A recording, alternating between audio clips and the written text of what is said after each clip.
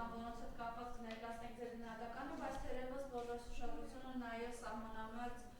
գյուղերում ստեղծված իրավիճակն է, գյուղացիները ահազանգում են տեղացիները, որ Ադրբեջանը կրակում է, Թշնամին կրակում է եւ անգամ նաև արձանագրված դեպք կա, որ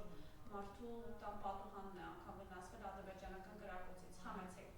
Փոքր ծախսեք։ Բարև ձեզ։ Շնորհակալ եմ հրավերի համար։ Հարգելի հայրենակիցներ, այսօր մեր քննարկման թեմաները մեր անվտանգային համակարգի շուրջ եմ ձևավորել, քանի որ այս խնդիրները օրհասական են եւ կենսական նշանակություն ունեն մեր երկրի ապագայի համար։ Հիմա տեսեք ինչ է տեղի ունենում։ Հայաստանի Հանրապետության իշխանությունները նույն ձև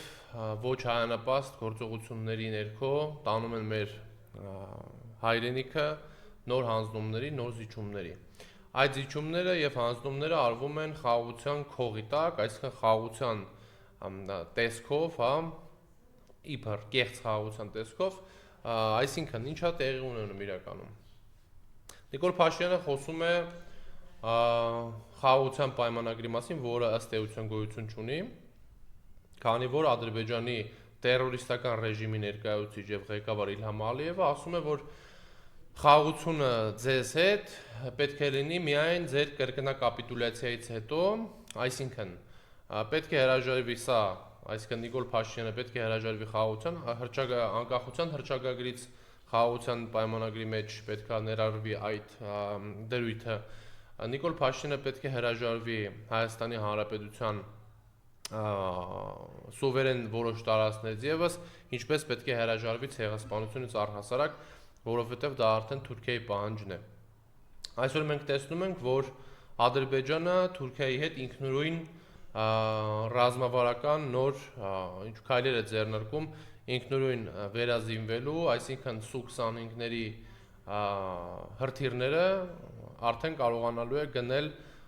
Թուրքիայից, այն ժամանակահատվածում, երբ մենք մինչև 2018 թվականի իշխանազավթումը երրորդ նախագահ Սերժ Սարգսյանի գլխավորությամբ բերում էինք Իսկանդերներ, Տոչկա ուներ, Սմերչեր, 50,000 տոննա սպառազինություն եւ այլ տեսակի, ուրեմն մեր բանակը Հայաստանի Հանրապետությունում տարածաշրջանում Հայաստանի Հանրապետության բանակը գործոն էր հանդիսանում եւ մենք ՀԱՊԿ-ի ամենաակտիվ անդամներից էինք։ Այն ՀԱՊԿ-ի իմիջիայլոց հատկանշական է նշել, որ որոշ ժամանակ առաջ ՀԱՊԿ-ը հայտարարությամբ հանդես եկավ, որ պատրաստակամություն է հայտնում Հայաստանի Հանրապետությունում անցկացնել զորավարժություն, եւս մեկ անգամ ուզում եմ մեր հայրենակիցների համար բացել փակագծերը, թե զորավարժություն ինչի համար են անում։ Զորավարժություն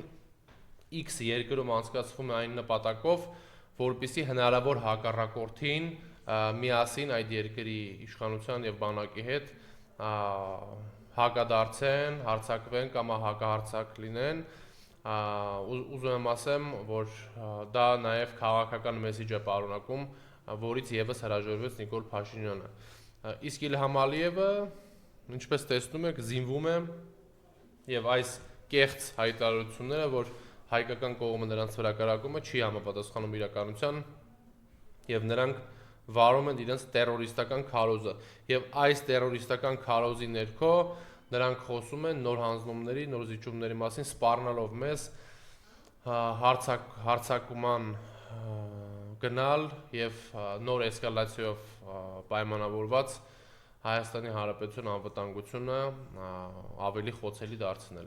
Տեսեք, ինչա տեղի ունենում է հենց այս պահին, սա ուզում եմ ձեզ ներկայացնել հարգելի հայրենակիցներ, Իրան, ԱՄՆ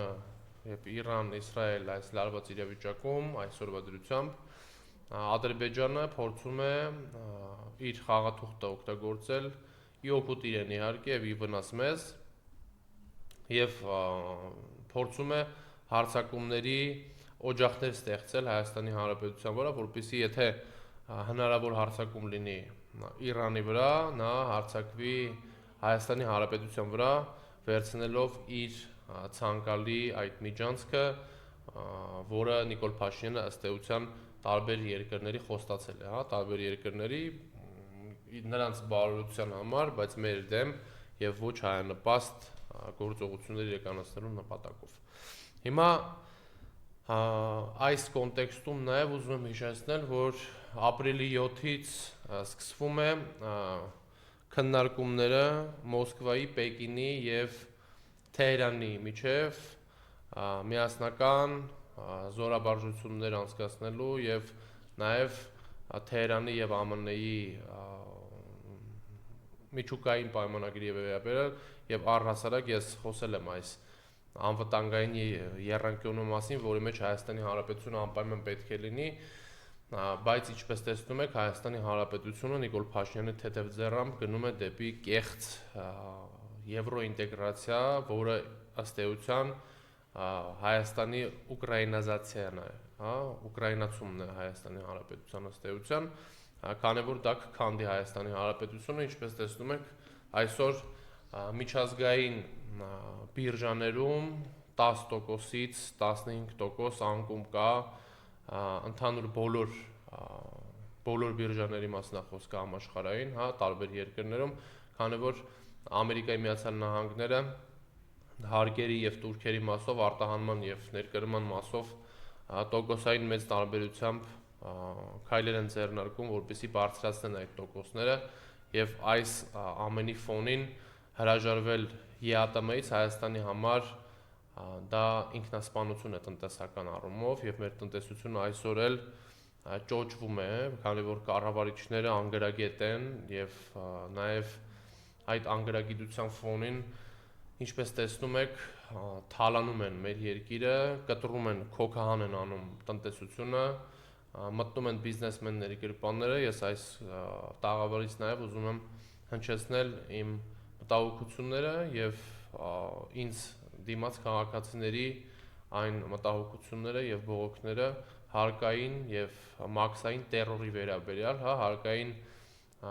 համակարգի ներկայացուցիչները փոխանակ գործով զբաղվեն, իրականացնում են թալան եւ ռեպրեսիաներ բիզնեսի ներկայացուցիչների նկատմամբ, մենք արդեն արձանագրում ենք տասնյակից ավել դեպքեր եւ փակվում են միջին ձեռնարկություններ,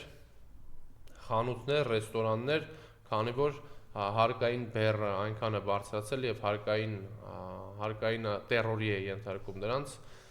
որ նրանք չեն կարողանում աշխատել, բայց մեծ ցանկություն են ունեցել անգամ արտերկրի,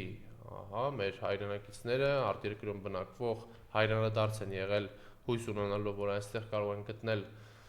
իրենց հանապազորյա հացը վաստակելու հնարավորություն, բայց գտել են սնանկություն ցավոք սրտի։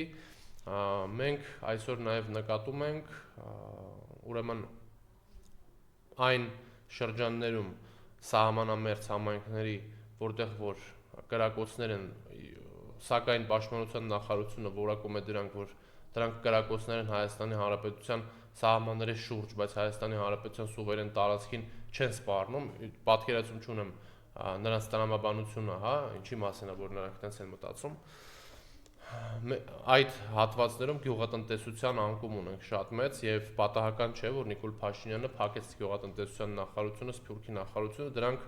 եւս հենասյուներ էին, որոնց վրա հենված էր մեր երկիրը եւ Սփյուռքի ներուժը մենք օգտագործել ենք, դրա վառապացույցը եղել է հաղթանակած 2016 թվականի քարորիա պատերազմը, որ երրորդ նախագահ Սերժ Սարգսյանը միացրել էր Հայաստան-Արցախ-Սփյուռք եռամիասնությունը եւ մենք կարողացել ենք ջախջախել Ադրբեջանին ինչպես հողի վրա ռազմի դաշտում, այնպես էլ դիվանագիտական բոլոր հարթակներում եւ տարբեր համաժողովներում, տարբեր ամբիոններում բարձրաձայնվել է, որ Ադրբեջանը ագրեսոր է եւ միջազգային հանրությունը այնքան է խոսել այդ անգամ բացահայտ է խոսել այդ ագրեսոր լինելու մասին, որ Ադրբեջանի ղեկավարը 2016 թվականի հոկտեմբեր ամսին ասում էր ինքնուրույն ինքը իր բերանով ասում էր, որ նրանց ստիպում են փակ դռների հետևում ընդունել Արցախի անկախությունը։ Սա այս մասով։ Ուրեմն նաև ուզում եմ մեր արցախահայության խնդիրների վերաբերյալ խոսենք մի քանի կետ եմ նշել ինձ մոտ։ Արցախցի երիտասարդները այսօր Հայաստանի Հանրապետությունում չեն կարողանում նորմալ աշխատանք գտնել, որովհետև այն պահանջները, որ նրանց նրանք այն պահանջներին, որոնք նրանք հանդիպում են, այդ պահանջները շատ անգամ լինում են անմարդկային եւ այդ անմարդկային պահանջների պայմաններում մեր հայրենակիցները, մեր քույրերն ու եղբայրները ստիպված են աշխատել, ստիպված են ինչ որ ձև իրենց գոյությունը պահպանել, թեկուզ աշխատել ոչ մասնագիտական ձևաչափով, ոչ իրենց մասնագիտությամբ, որ տասնյակ տարիներ թեկուզ կամ սովորել են կամ աշխատել են, այլ ինչ որ ծանր գործ անեն, որպեսզի կարողանան իրենց հանապազույրը հացը վաստակեն Հայաստանի Հանրապետությունում, քանի որ Հայաստանի Հանրապետության իշխանությունները ունեն խտրական վերաբերմունք եւ այդ խտրական վերաբերմունքի ներքո արցախցիներն ասում են, որ սա ձեր տունը չի, սա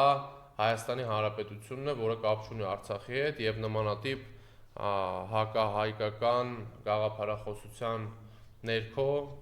ծրագրեր եւ կարծիքներ ենք տեսնում անգամ падգամավորների բարեկամների շուրթերից, որոնք անթույլատրելի է բաժանումները, անթույլատրելի են բաժանարարգծերը եւ մեր Արցախահայ հայրենակիցներին եւս մեկ անգամ ուզում եմ ասել, որ դուք մեր քույրերն ու եղբայրներն եք, դուք ձեր տանն եք, ինչպես Արցախն է մեր հայրենիքը, այնպես էլ Հայաստանի Հանրապետությունը նույնպես մեր հայրենիքն է, ձեր հայրենիքը համաչափ եւ հավասարաչափ դուք լիիրավ հայրենակիցներ եք եւ սա լիարժեքորեն ձեր բնորանն է եւ ձեր տունն է այնքան ինչքան Արցախն է, հարգելի ընկերներ, քանի որ Նիկոլ Փաշինյանի գաղափարները չեն համապատասխանում ժողովրդի գաղափարներին, դա վկայում են ընտրությունները, որոնք որ նրանք պարտվում են, օգտագործելով ողջ վարչական ռեսուրսը, նրանք տանում են 20-30% հետո մականուններով սկսում են խոսել նրա մասին, որ Պողոսը կրեց, Պետրոսը կրեց, մարդ կրեց, ում հետևում կանգնած է X մարդը եւ այլն, բայց ըստ էության եկեք մոռանանք այդ սա խմորումները եւ հիշենք մի կարեւոր բանի մասին։ Նիկոլ Փաշինյանը պարտվում է, Նիկոլ Փաշինյանը պարտվել է եւ Նիկոլ Փաշինյանը պարտվելու է։ Դա վերաբերում է եւ ընտրություններին, եւ պատերազմական գործողություններին, եւ դիվանագիտական հաջողություններին, եւ անվտանգային համակարգի, այս մեր նորանոր զիջումներին, եւ վեկտորի փոփոխությանը Նիկոլ Փաշինյանը փորձում է ռևերանսներ անել, Հայաստանի Հանրապետության սուվերեն տարածքից հանձնումներ, նոր հանձնումներ իրականացնել, թեկուս նոր կրկնակապիտուլյացիայի տեսքով, թեկուս սահմանադրության փոխելու տեսքով բոլոր հնարավոր զարգացումները փորձում է ապահովել, որպեսզի եւս մեկ անգամ, եւս մեկ հնարավորություն նրան տրվի, որպեսզի նա եւս մեկ ժամանակահատված հնգամյակ կարողանա իշխել, կառավարել, որպեսզի կարողանան նա եւ իր թիմակիցները օգտվեն այն բարիքներից, որոնք նրանք երբեք երազում անգամ չէին կարող տեսնել։ Բայց մենք պետք է միասնական մի բռունցք լինենք, կանգնենք արցախցիների կողքին, կանգնենք իրար կողք, թեւութիկունք լինենք իրար եւ թույլ չտանք դա իրականանա, որովհետեւ Նիկոլ Փաշինյանը մեր դաշնակիցների շահերի հաշվին, Հայաստանի Հանրապետության շահի հաշվին փորձում է ռևերանսներ անել արևմտյան այն ուժերի մոտ, ով նրան սատարում է եւ ով լռում է Նիկոլ Փաշինյանի բոլոր այն գործիքակազմի օգտագործման ժամանակ, որը աշխարհում հայտնի է որպես ռեպրեսիոն գործիքակազմ, որպես քաղաքական հետապնդումներ, մասնավորապես Արմեն Աշոտյանի նկատի ունեմ եւ շատ մեր հայրենակիցների, ովքեր բանտ նստել են, բանտերը անցել են բանտային այդ բռնոցիների մեջով, ովքեր դիմակավորված անձիկ են տեսել, ովքեր կրակոցների ներքո են եղել, բայց այս ամեն ինչը արևմուտքը չի տեսնում, որովհետև Նիկոլ Փաշինյանը իրականացնում է Բոլթոնյան ծրագիրը, այն է Հայաստանի Հանրապետությունը առանց իր պատմական գաղափարների։ Իսկ Բոլթոնը պատմական գաղափարներ ասելով ի նկատի ուներ հայոց ցեղասպանությունը, հայ առաքելական եկեղեցին, Հայաստանի Հանրապետության ապագային վերաբերվող հայկական տեսլականը, որի մեջ ազգ, հայրենիք, պետություն գաղափարախոսությունն է զետեղված, ներդրված որպես իբրև անկյունակար, Սրանք այն խնդիրները, որ փորձում է Նիկոլ Փաշինյանը լուծել կազմակերպել բանակը, մեր ազգային գաղափարախոսությունը, ազգային հենքը խալխլել, որպեսզի կարողանա ձևավորել այն Հայաստանը, այն նոր Հայաստանը, որի մասին որ նա հաճախ եւ միշտ խոսում է։ Մեր մասնավորապես երիտասարդության սրբազան պարտքը եւ պարտականությունն է թույլ չտալ, որպեսզի Հայաստանի Հանրապետությունում փոխվեն հայկական, պատմական, ազգային արժեքները, ազգային արժեքների նշանակությունը, հայ առաքելական եկեղեցու անկյունաքարային դերը հենասյուն լինելու պատմական առաքելությունը Հայաստանի Հանրապետությունում, այս կոնտեքստում ուզում եմ այսօր մի գրառում եմ իրականացնել, ուզում եմ այստեղից էլ խոսենք այդ թեմայի մասին, դա աղանդավորական այդ մորմոնական շարժումներն են, որոնց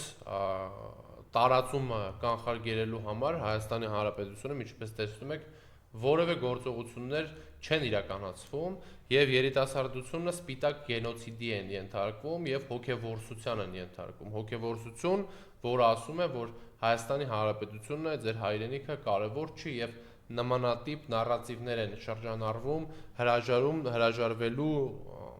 հայ առաքելական եկեղեցու դավանանքից եւ իրական քրիստոնեությունից հրաժարվելու, սա անթույլատրելի է եւ մենք այսօր պետք է պայքարենք մեր արժեքների եւ մեր գաղափարախոսության համար, քաղաքականությամբ զբաղվելու երիտասարդների իմաստը պետք է լինի այն, որ քաղաքականությունը որպես գործիք կարողանանք օգտագործենք, որ մեր ազգային արժեքները կարողանանք պահպանել եւ մեր ինքնությանը թույլ չտանք, որպեսզի վնասեն արտաքին հոսքեր, որոնք ներթափանցում են Հայաստանի Հանրապետություն եւ այդ ներթափանցման ընթացքում բերում են այլ մշակույթներ, այլ պատկերացումներ, այլ գաղափարներ, որոնք որևէ ընդհանուր աղերս չունեն մեր մշակույթի հետ։ Մենք այսօր տեսնում ենք նաեւ նոր հարվածներ հայ-ռուսական, բարեկամական եւ դաշնակցային հարաբերություններին, այդ եվրոինտեգրման հանձնաժողովը, եվրոինտեգրման գործընթացը, որը արդեն հասել է Հայաստանի Հանրապետության նախագահ, սա բլեֆ է մեծ հաշվով, որևէ իրավական նշանակություն չունի, բայց սա ունի ռազմավարական նշանակություն եւ այս ռազմավարական նշանակության ներքո ես այս տաղավարից եւս մեկ անգամ ուզում եմ հիշեցնել, որ հայ-ռուսական հարաբերությունների պահպանման եւ մեր դաշնակցային բարեկամական հարաբերությունների պահպանման ռազմավարությունը, որը մենք պահում ենք, նաև ամրագրել ենք ազգային ժողովում լինելով միակ խմբակցությունը, պատիվուն եմ խմբակցությունը Հայաստանի Հանրապետական կուսակցության, որը դեմ է քվեարկել եվրոինտեգրման այդ կեղծ գործընթացին, հա, իհարկե իրականում Հայաստանի Հանրապետությունում մեր կուսակցությունը հանրապետական կուսակցությունն է եղել, որ քայլեր է ձեռնարկել նաև ՍԵՊԱ-ի կնքման եւ գործարկման շուրջ եւ մենք եւ սկզբունքով բալանսավորված քաղաքականության վարելու կողմնակիցներ ենք եւ գործի մեջ ցույց ենք տվել, որ դա հնարավոր է անել իդեմս երրորդ նախագահ Սերժ Սարգսյանի վարած քաղաքականության, որը թույլ էր տալի շփվել եւ արևմտյան ուժերի եւ մեր դաշնակից Ռուսաստանի եւ բոլորի հետ ունենալ սեփական շահի եւ պետության համար քայլեր ձեռնարկելու տրամաբանության մեջ քայլեր, այլ ոչ թե ինչպես սրանք սեփական պետության շահը մատաղանել, հանձնել անձնական շահի հետ փոփոխության այս ձևաչափով, որը որ նրանք անում են այսօր, հա։ Այսօր ուզում եմ հիշեցնել ձեզ նաև, որ Նիկոլ Փաշինյանը հրաժարվեց հետախուզման գործընթացից մի ադրբեջանցու նկատմամբ, ով Արցախում հայ պապիկի գլուխ էր կտրել, սա եւս մեկ ոչ հայանպաստ այդ գործողությունների շղթայի մի հատված է, որը պետք է արձանագրենք միասին։ Տեսեք իրականում ինչ է տեղի ունենում, իրականում տեղի ունենում հետևյալը։ Ադրբեջանը սպառնալիքներով համեմված հայտարարություններ է անում եւ մենք տեսնում ենք, որ սահմանում իրավիճակը լարված է։ Մենք պետք է կարողանանք միասնական արցախցիները պայքար են սկսում ամսի 15-ին եւս պետք է միասնական մասնակցենք, օգնենք եւ միասին դիմադրության ճակատ ձևավորենք, որը թույլ չի տա, որ Նիկոլ Փաշինյանը գնա նոր հանձնումների, նոր կապիտուլյացիայի, տեսեք, սա ինչ որ վատ տրամադրվածություն չի, սա պեսիմիզմ չի, հա, սա իրականությունն է, որ մենք չպետք է սպասենք անգամ մի ամիս հետոյի, որովհետև մենք եթե սպասենք 26 թվականին, որևէ բան չանելով 26 թվականին կարող է Հայաստանի Հանրապետության կեսը առնվազն չլինի, հա, ես օրեր առաջ Գյումրու մասին եմ նույնը ասել, որ մենք խոսում ենք այսօր Գյումրու ընտրությունների մասին, բայց այսօր նաև Գյումրու եւ Երևանի գոյության հարցն է, հա, այս տրամաբանության մեջ եկեք նայենք իրավիճակին եւ սոսնձվել է պետքա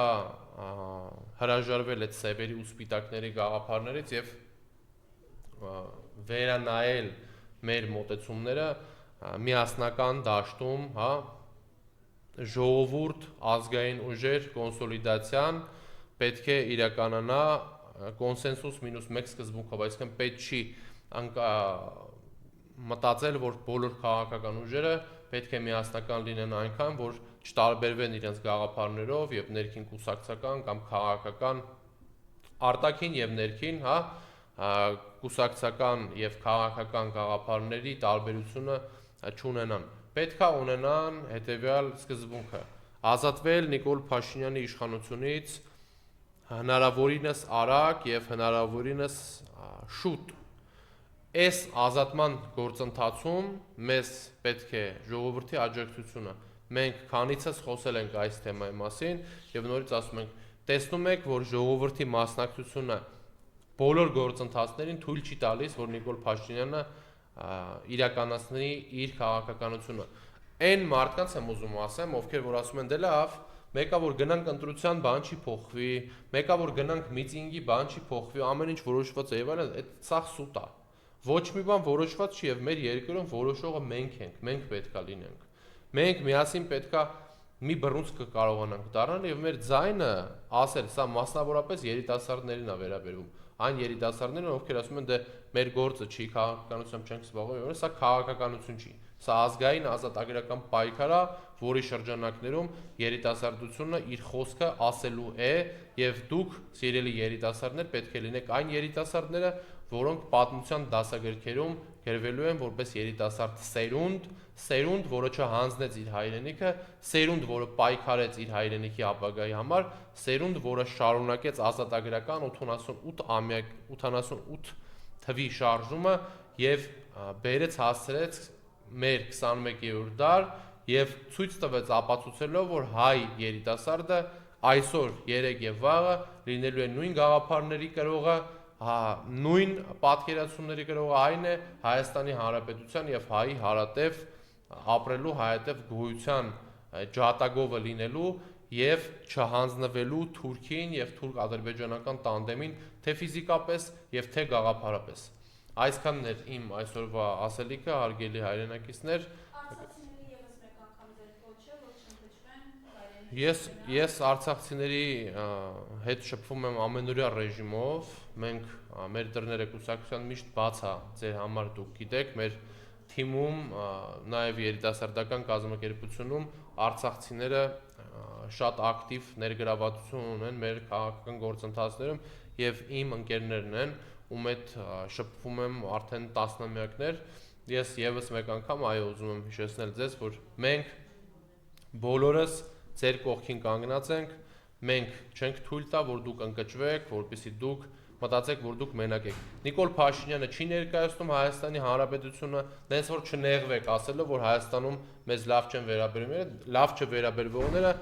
մենք չենք, Հայաստանի Հանրապետության փոքրամասնությունն է Նիկոլ Փաշինյանը։ Ես դա ձեզ վստահեցնում եմ եւ տեսանելի ապագայում վստահ եմ, որ մենք միասնական ուսի տված կվերականգնենք մեր այն ուղված մեջքը, որը ունեցել ենք մինչև 2018 թվականը։ Լավ լինեք։